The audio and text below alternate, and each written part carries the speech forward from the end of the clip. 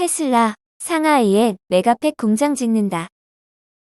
테슬라가 중국 상하이에 대용량 전기에너지 저장 장치인 메가팩 생산 공장을 짓는다. 자사의 전기 자동차 생산 공장인 기가팩토리가 위치한 상하이에 에너지 관련 시설까지 건설하기로 한 것이다. 테슬라의 중국 투자가 확대되는 가운데 일론 머스크 최고 경영자가 3년 만에 중국을 찾은 것으로 알려졌다. 블룸버그 통신에 따르면 테슬라는 이날 상하이에서 서명식을 열고 메가팩 공장 건설 계획을 발표했다. 메가팩은 태양광 패널과 풍력 터빈에서 발생하는 전기 에너지를 저장할 수 있는 대용량 배터리다. 테슬라는 올해 3분기 공장을 착공해 내년 2분기부터 생산을 시작할 예정이다. 총 저장 용량이 40기가와트시 정도 되는 1만 개의 메가팩을 매년 생산한다는 목표다. 아울러 블룸버그 통신은 소식통을 인용해 머스크 CEO가 8일부터 비공개 일정으로 중국을 방문하고 있다고 전했다. 상하이 기가팩토리 방문과 중국 당국 관계자 회담 등의 일정을 소화했을 가능성이 거론되지만 테슬라는 일정 공개를 거부했다. 앞서 로이터 통신도 머스크 CEO가 리창 중국 총리와의 만남을 모색하고 있다고 전한 바 있다. 머스크 CEO가 중국을 찾은 것은 코로나19 팬데믹이 본격화하기 전인 2020년 1월이 마지막이다. 외신들은 미중 갈등이 고조되는 와중에 테슬라가 중국과 긴밀한 관계를 이어가고 있는 것에 주목하고 있다. 상하이 외곽에 위치한 테슬라의 기가팩토리는 지난해 71만 1000대의 전기차를 생산했다. 이는 테슬라 전 세계 생산량의 52%에 해당하는 물량이다. 머스크 CEO는 1월 실적 발표에서 중국 전기차 업체들이 가장 열심히 똑똑하게 일한다고 말하는 등 중국 시장에 대한 관심을 여러 차례 드러낸 바 있다. 애플 내부자 다음 달 아이폰 수백만 대 제대로 작동하지 않을 것 경고. 아이폰을 사용하고 있다면 다음 달까지 반드시 이것을 설정해야 한다. 이를 무시할 경우 아이폰의 주요 기능을 사용할 수 없을 것이란 애플 내부자의 경고가 전해졌다. 영국 매체 미러는 IT 전문가 스텔라 퍼지의 말을 인용해 애플이 5년 이상 된 소프트웨어를 사용하는 기기의 서비스 지원을 중단한다고 보도했다. 스텔라 퍼지는 애플 관련 정보에 대해 74.2%의 정확도를 가진 인물로 애플 내부자로부터 전달받은 정보를 알리고 있다. 보도에 따르면 애플은 5월 초부터 사용자에게 최신 버전의 OS 업데이트를 권장할 방침이라고 한다. 이후 업데이트를 하지 않은 기기는 지원을 중단해 시리 지도, 나의 찾기, 가족 공유 애플페이, 애플북스와 같은 서비스를 이용할 수 없게 될 예정이다. 또한 페이스타임과 아이메시지도 포함될 수 있다는 예측이 나오고 있다. 지원 중단에 해당되는 OS 버전은 5에서 6년 전 출시된 11.2.6까지다. iOS 11의 최종 버전은 11.4.1이다. 즉 아이폰 7을 쓰고 있더라도 업데이트를 그동안 진행하지 않았다면 일부 기능 사용이 중단될 수 있다. 단 OS를 업데이트하면 되므로 새 기기를 구입할 필요까지는 없다. 업데이트 알림을 받지 못한 경우 기기의 설정에 들어가면 쉽게 업데이트를 진행할 수 있다.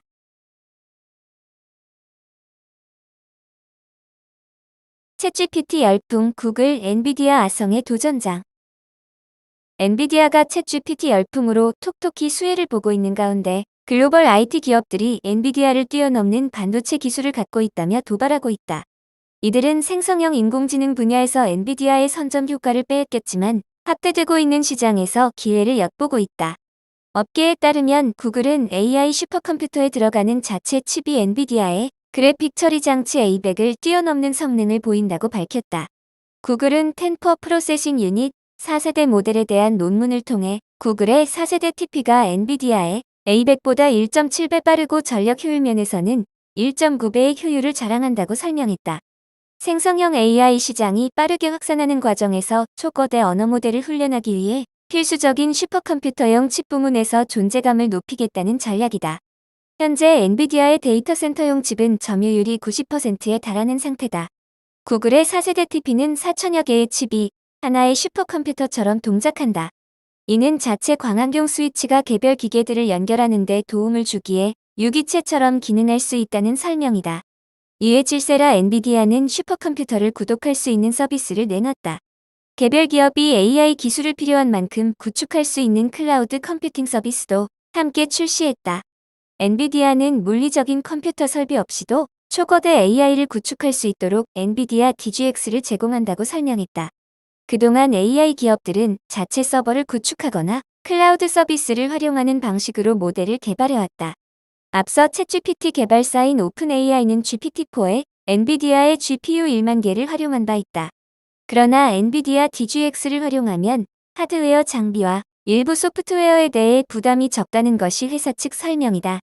엔비디아는 이를 위해 32,000개에 달하는 GPU 칩, 저장 장치, 소프트웨어 등을 묶어서 제공할 예정이다. 가격은 월 36,999달러부터다.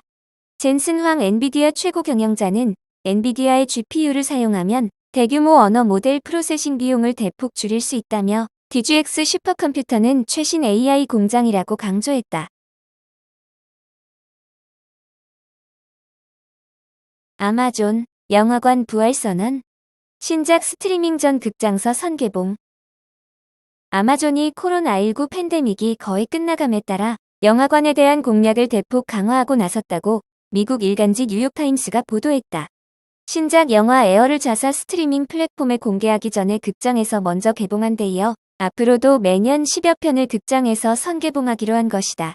아마존의 영화 제작 배급사인 아마존 스튜디오는 이번 주 신작 영화 에어를 미국 내 3,500개 상영관을 비롯해 전 세계 70여 개국 극장에서 먼저 개봉했다. 이는 아마존 스튜디오가 영화 제작을 시작한 2015년 이래로 가장 대규모 극장 개봉이라고 전했다.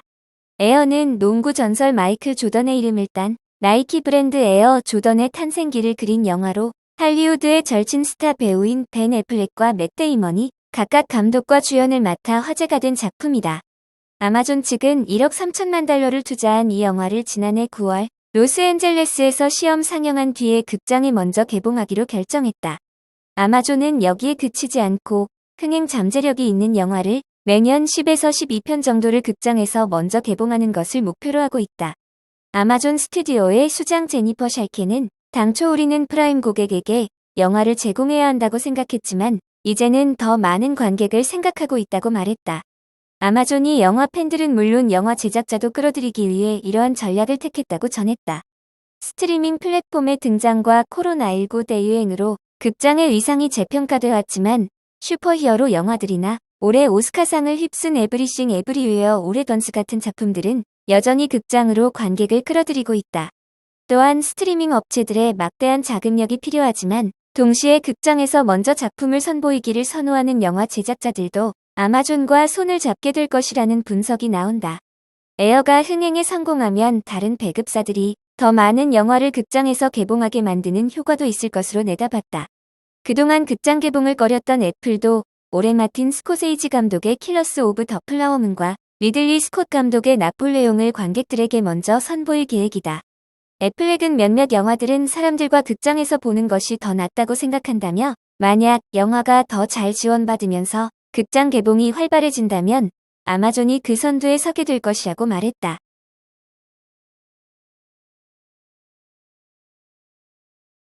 헤일로 크리에이티브 리더, 마이크로소프트 떠난다. 헤일로 인피니트의 크리에이티브 리더 조셉 스태튼이 마이크로소프트를 퇴사했다고 미국 게임 매체 비디오 크로니클이 보도했다.